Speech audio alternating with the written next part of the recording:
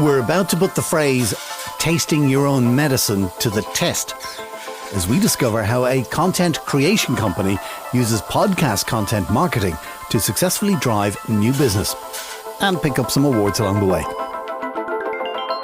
Worldwide, brands are engaging with customers through podcasts. These are the stories behind outstanding brand podcasts, so you can listen, learn, and be inspired by the best. These are the award winners from dustpod.io. Hello there, my name is Dusty Rhodes and you're very welcome to our Award Winners podcast. Vistatec are a global content solutions provider who provide text, audio and video content across many languages for multinationals worldwide. So when you see a website which asks what language do you prefer, that's the kind of thing that Vistatec does. They've used podcasts to successfully drive new business, and to tell us more about how they did it, we're joined by their Chief Marketing Officer, Simon Hodgkins.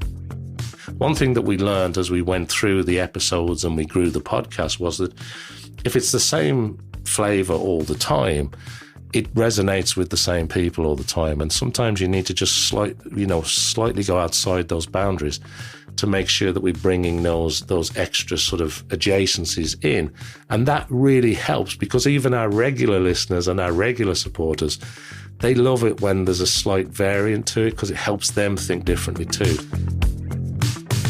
Simon is a marketer's marketer, and in our podcast today, he shares really practical information which has worked for him, from basics like how long episodes should be and how to cut down on the work in making them, to revealing the secret sauce that makes listeners want to get closer to a brand.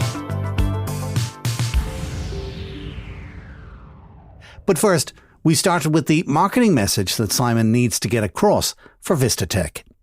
From a Vistatec perspective, the message really is about that content creates activity. It drives engagement. It helps companies to really reach and connect with the consumer, the buyer, the purchaser, the supporter, the person that's within their global community. It helps companies to deliver that message correctly, to make sure that their brand essence is honoured, that it is delivered with integrity, and that it is also well received by their customer. We would work at any moment in time with about 300 different languages. They would sort of be the sweet spot. And if you add dialects on top of that, it gets very complicated very, very quickly. So without going into brand names, but if you just consider the biggest brands on the planet, they're pretty much customers of Vistatec at this stage. So that's the message that you're trying to get across to the world. From your point of view as a marketing person, what's the hardest part of marketing that message? Well, I don't know whether I would sort of frame it in the hardest part, but I suppose the challenge lies in awareness, cut through. It's a busy environment. There are so many social media channels popping up all the time. We've got a new one at the time of recording popping up on and growing very quickly. So I suppose from a challenge perspective, it's about getting the cut through, making sure that your message is heard by your audience that you're trying to target. Now, that sounds simple on the face of it, but actually it's a very, very difficult game because it's noisy. We now have artificial intelligence. We have bot farms. We have content that maybe isn't helpful. We have user-generated content, which has exploded. It's not just brands talking to consumers now, it's consumers talking to consumers. That the brand is no longer something that you own. It's the thing that gets said about you when you're not in the room. Why did you think a podcast would help in getting your message across? The reason we started it was because, I think we had a different story to tell. And we knew it would be talking to the kind of companies that we're interested in engaging with. The more big brands, in my case, that you talk to, the more people who aren't in that community want to be part of that community. The more people start listening, the more people start recommending it, the more companies actually want to talk to us. So back to your question, how does the podcast help? Well, It helps with engagement because you reach and you build relationships with people. It helps because you're sharing information out into the community that you want to talk to. So you're building a listenership, you're building real relationships. And I think that's a very important part. Sometimes they're actually stronger relationships. The other thing that we've found, and I'll finish on this, it also levels up the relationships that we have with people. So if we're already doing business with somebody and we get them on the podcast, we find that that relationship is enhanced by that discussion. And that's really the sweet spot. That's the secret sauce. And it's that secret sauce that people listening to it go, I want to get closer to this organization. I want to get closer to this brand. But we have been very fortunate. It's been very successful from day one. That sense of relationship works because Simon delivers interesting people with interesting stories, like in this episode example, where he speaks with HubSpot's Beth Dunn, whose journey saw her assist the company's growth from 50 to 8,000 employees. And like all great stories, Beth didn't start at the top. So my journey really did start at HubSpot. I mean, my background is in writing and editing, and then into marketing in the nonprofit world. I was a proofreader for Random House Publishing for a really long time as a freelancer, as a work from home from way back. And then I was in nonprofit in marketing and communications, and then in the early 2000s when that social media revolution was really starting to happen. That was when late 2000 aughts, right?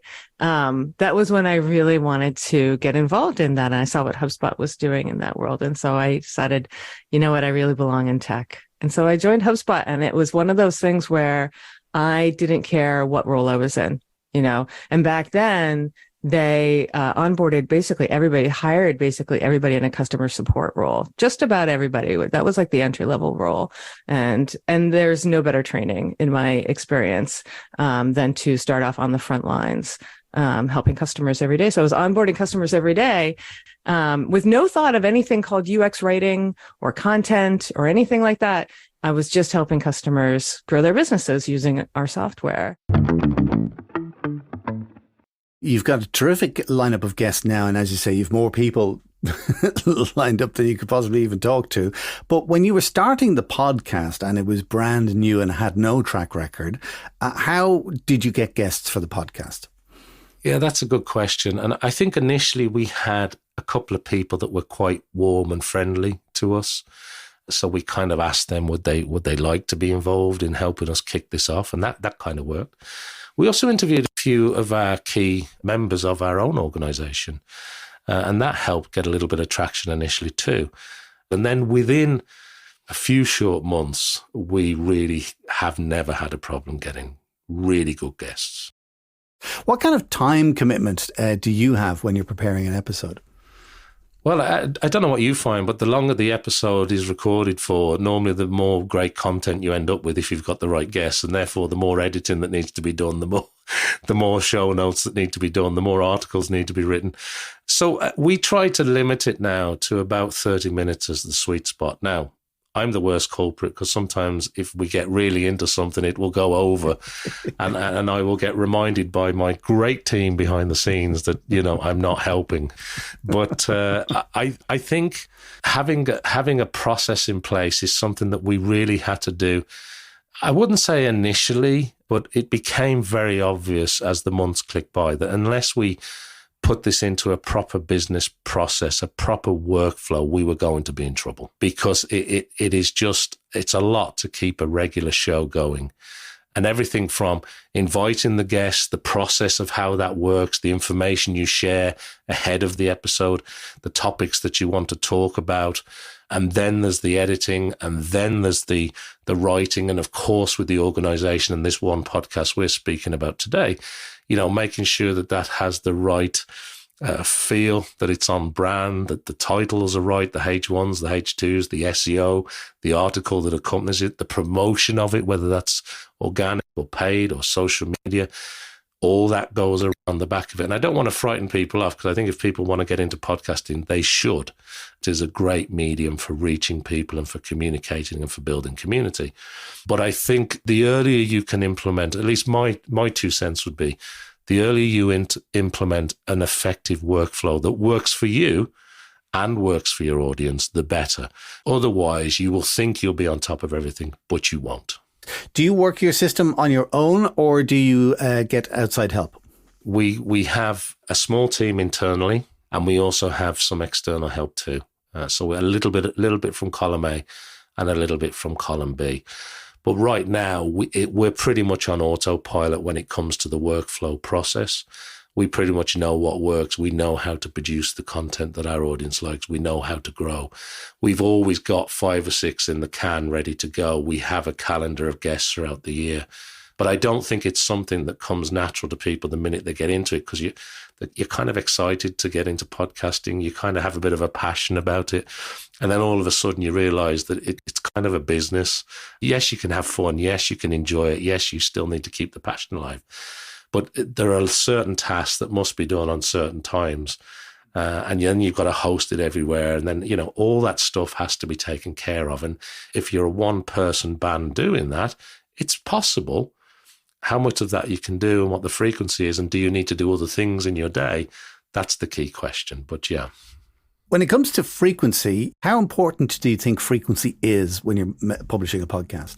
I'm a convert on the frequency rules. So I think it's exceptionally important that people know that your podcast drops on this day each week. Because some people, not everybody, but a growing percentage of people know that a certain podcast is coming out on a certain day and the new episode will be there. Yes, the podcast tool that you're using to listen to it on will tell you, and it'll go to the top of your feed, whether you're listening on a podcast app or Spotify or Google Podcasts or Apple Podcasts, wherever you're listening to it. But I do think that we've seen more traction since we got very, very firm on consistency. It was like trajectory went north rapidly. I mean, it was an upward curve. It played such an important role that it's just something that's hardwired in at this stage. Now, I have spoken to podcasters who do even better than I do, and there's quite a lot of them out there, who say, well, when I get around to it, I'll publish the episode. And if somebody's got to wait another week for the episode because I'm too busy, that's okay.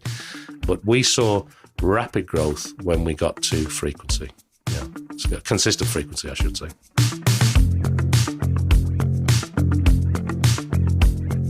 Still to come, Simon talks about how he promoted the launch of the podcast, the number of different ways he measured success, and the one surprising thing that worked better than all else to drive audience growth. If you feel a brand podcast could work for you, here are 3 simple things you can do today to get started. 1. Visit our website to get more information and guides on how podcasts work specifically for brands, along with lots more examples of award-winning brand podcasts to inspire you. 2. You can call us with your questions and we're happy to help. 3. You could consider working with us, so you do all the fun stuff and we do everything else. Find that information on our website at dustpod.io. Back to our conversation with Simon Hodgkins, Vistatec's Chief Marketing Officer, who believes that delivering consistency and value will help you achieve big goals. But first, he tells us how he launched the Vistatec podcast and grew the audience. Well, I suppose we use some well-trodden paths here in terms of press releases and social media promotion and a little bit of paid promotion.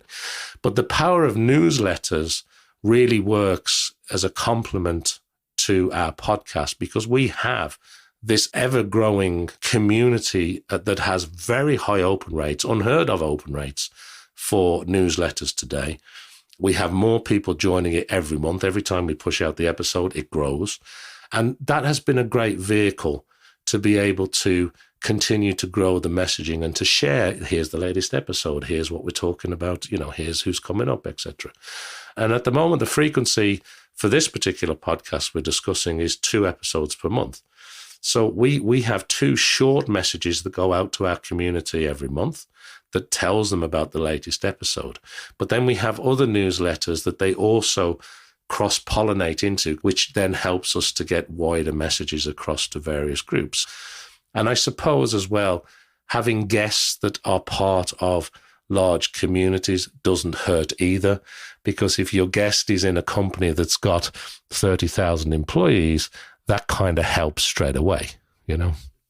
Can I ask you, Simon, about your experience in building an audience? Because a lot of people, when you go out there in the world for the first 2-3 episodes, it's like, yay, we've had loads of downloads. And then it kind of drifts off. It's people, you know, and then it starts to build again. What was your experience?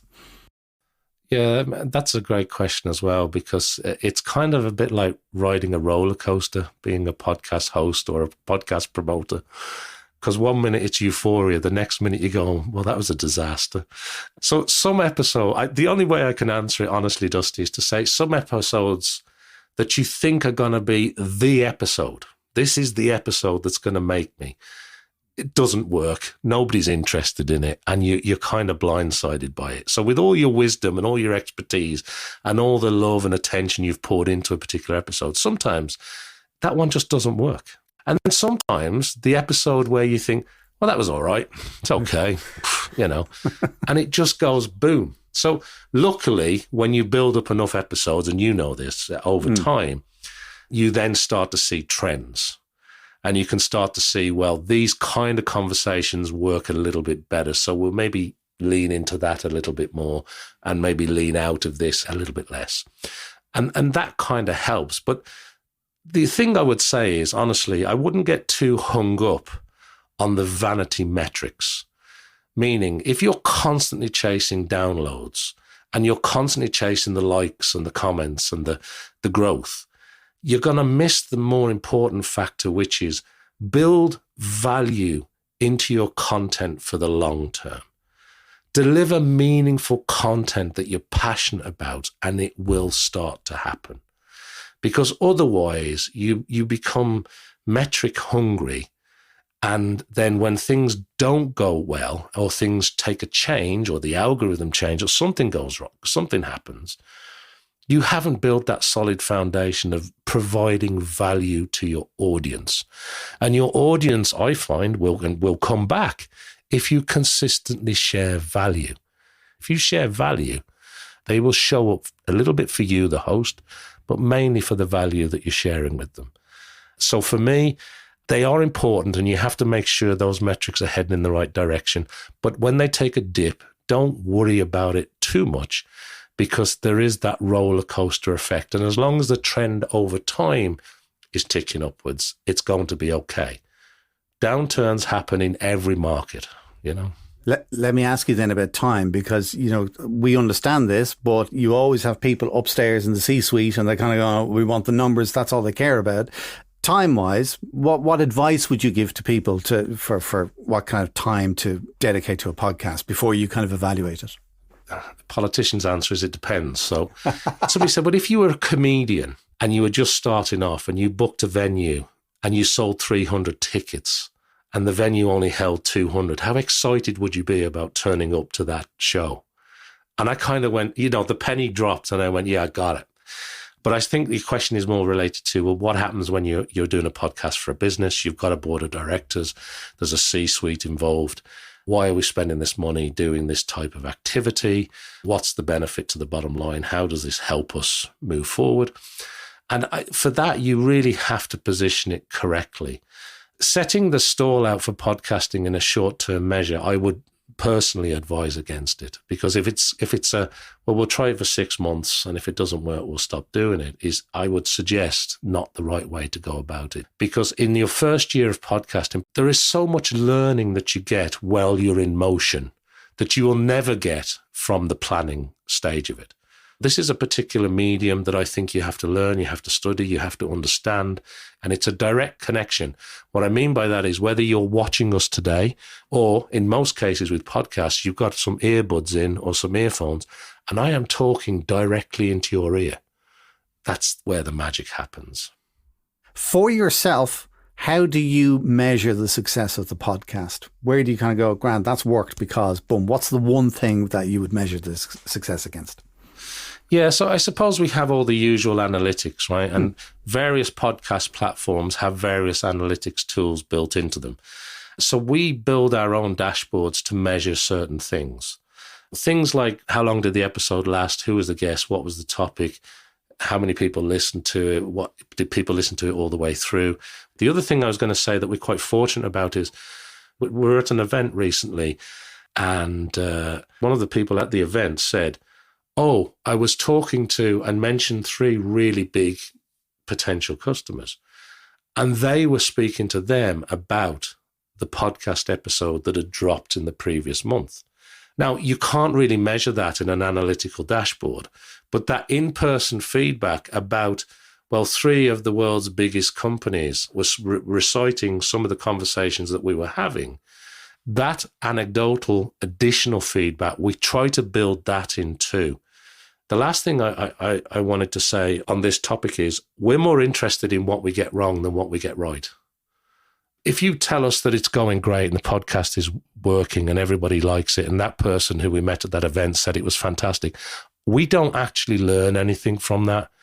It's just, oh, that's brilliant. We learn most from the things that don't actually pan out the way we want it to. So we try to analyze that a little bit more. Yes, of course, we double down on our strengths and we do what works, but we try to figure out why things aren't working. And I think sometimes when you are successful to a certain degree in one area, you can often take your eye off the ball and miss all this great learning that's over here. So we try to focus on that. And it's amazing what you do learn in his podcast. In this clip, CTO with global elevator giant Kone, Maciek Kranz, reveals how your smartphone can get you to the top floor even quicker. For example, if I go to a high-rise building where, let's say, Kone office is located, my phone and my app would be able to interact with the infrastructure, and the building infrastructure would recognize me and say, okay, well, this is Maciek. He works for Kone, and he used to be, come here a couple of times already. So we will give a fast lane to him so he can go through the turnstile. Welcome, Maciek. And by the way, Maciek, there's an elevator waiting for you. It's elevator C, because we also checked, with your permission, of course, that your first meeting is on the 12th floor, and we'll take you directly to the first floor, right? Technology exists where you can do these things today, and it would be nice if we could roll out these types of solutions for all of us so that we can enjoy the smooth people flow experiences, as you mentioned. Yeah, and that, hooking up that whole transportation logistics of moving humans around the planet, it's a fascinating subject.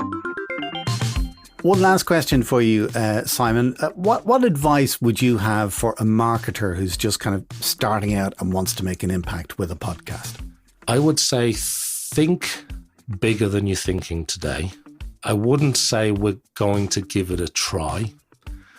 I would say view it in a manner that this is going to be a core part of your strategic plan to deliver meaningful content to your audience types. Ultimately, what we are building here is something we don't have today, which is a direct connection into here. Most businesses need to convince people on an individual level, right? Most organizations are selling to people on a one-on-one basis, whether that's e-commerce or whether that's through retail bricks and mortar stores.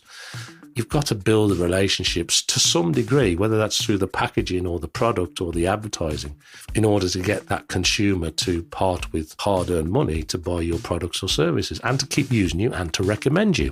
And I think podcasting is a really good way of not only helping people to promote and support your brand, but also to reach new audiences and reach new listeners that you maybe are not reaching through your other traditional marketing channels. Simon, you have gone and reignited my passion for podcasts. Just chatting to you has been absolutely brilliant. And you've been so giving of your time. I can't thank you enough for joining us on our Award Winners podcast. It's been my pleasure. Thanks for having me. If you would like to listen to VistaTalks or some of the episodes featured here on the podcast today, you'll find links to it in the description area of this episode on your player right now. Of course, if you're considering a podcast for your own company or brand, do remember you'll find some great resources on our website at dustpod.io. You can also arrange a call to chat about how podcasts could work for your brand specifically, or you could consider working with us so you do all the fun stuff and we do everything else. Until our next Award Winners podcast, from myself, Dusty Rhodes, thank you for listening. The Award Winners is a DustPod production from dustpod.io.